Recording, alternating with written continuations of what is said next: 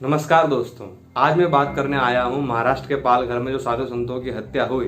वो बड़ी शर्मनाक हत्या थी, बड़ी दुखद घटना थी। उसके लिए मुझे भी खेद है और मुझे इस बात की खुशी है कि सारे साधु संत समाज टीवी मीडिया पर आए और उन्होंने अपनी बात रखी, विरोध किया इस चीज़ का कि साधु संतों की हत्या नहीं होनी चाहिए और होनी भी नहीं चाहिए। वाकई इस देश में साधु संतों की हत्या एक दुखद घटना मानी जानी चाहिए और टीवी मीडिया ने भी बहुत उसको दिखाया, चलाया। 7-8 दिन चलता रहा वो पालघर में जो घटना हुई। पर आज मैं ये जानने आया हूँ कि यूपी के बुलंदशहर में जब 2 साधुओं की हत्या कर दी गई तलवार से मारकर, तो अब टीवी मीडिया कहाँ छुप के बैठी है, जो बहुत जोर जोर से चिल्ला के कह रहे थे कि नेशन वांट्स टू नो, देश जानना चाहता है।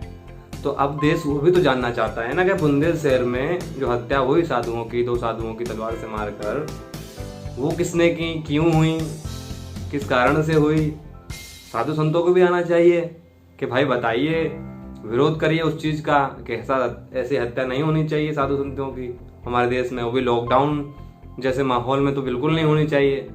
पुलिस जब रोडों पे घूम रही है, फिर भी हमारे देश में साधु सुरक्षित नहीं है, घरों में आकर मार रहे हैं, रोडों पे मार रहे हैं और पुलिस पता नहीं क्या कर रही है। चाहे वो यूपी की पुलिस हो, चाहे महाराष्ट्र की पुलिस हो, भेदभाव तो कहीं करना ही नहीं चाहिए।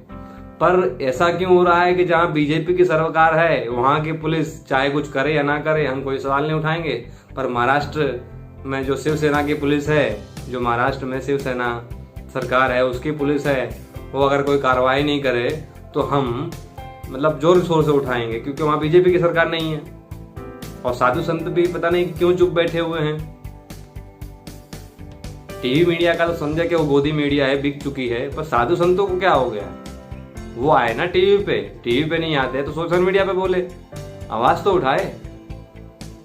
या फिर ऐसा कहें कि जब बीजेपी की सरकार होगी वहां के साधु संत जो हैं मर जाएं तो भी हमको कोई फायदा मतलब नहीं है, और जहां बीजेपी की सरकार नहीं होगी वहां के साधु मर जाएंगे तो हमको बड़ा दुख होगा। या तो ये कह लीजिए, या फिर अपने आप को फिर ये मत कहिए कि हम साधु संत हैं, या फिर ये कह दीजिए कि हम 5-5 हजार रुपए में बिकने वाले लोग हैं। क्योंकि हम भेदभाव कर रहे हैं ना, सीधी सी बात है, हम भेदभाव कर रहे हैं साधुओं में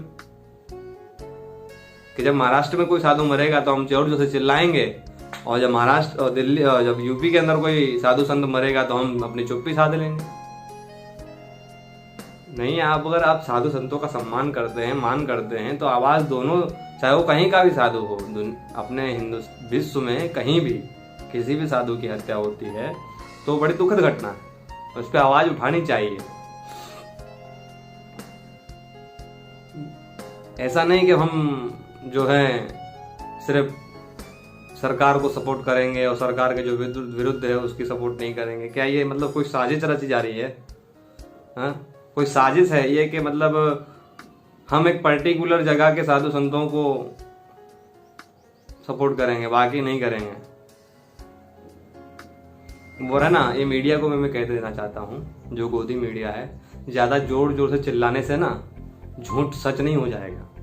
झूठ बड़ा कर सकते हो तुम लोग, पर झूठ को सच के सामने खड़ा नहीं कर सकते, क्योंकि झूठ की एक क्वालिटी होती है।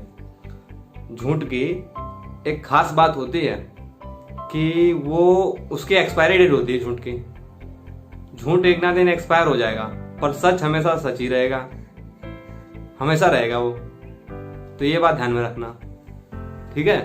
और दूसरी बात, जो लोग कुछ दिनों पहले ये कह रहे थे कि व्हाइट हाउस किसी को फॉलो नहीं करता है, और हमारे माननीय प्रधानमंत्री मोदी जी को उसने फॉलो किया है, जो हमारे देश के लिए बड़े गर्व की बात है। और कल परसों के दिन ही व्हाइट हाउस ने अनफॉलो कर दिया मोदी जी को। बड़ी दुखद घटना ये भी है हमारे देशवासियों के लिए, जो अंधभक्त हैं उनके लिए तो बेहद दुखद घटना है ये कि अनफॉलो कर दिया। मुझे ये इस घटना के होने के बाद एक पिक्चर का सीन याद आ गया। गोविंदा की पिक्चर देखी होगी आपने, नसीब। जब गोविंदा जो है फांसी लगाने जाता है तो कादर खान आके बचा लेता है। जब कादर खान बचा लेता है तो गोविंदा अपने घर ले जाता है कि चलो मेरे घर, तुम मेरे दोस्त हो। और जब घर ले जाता है, दारू चिकन मटन खिला करके सुबह उठता है तो लात मार के भगा देता है। वैसा ही हाल मुझे इस घटना के अनुभव में हो रहा है तो बस इस बात को कहकर मैं अपनी वाणी को विराम देता हूँ, ज़्यादा नहीं बोलूँगा। धन्यवाद।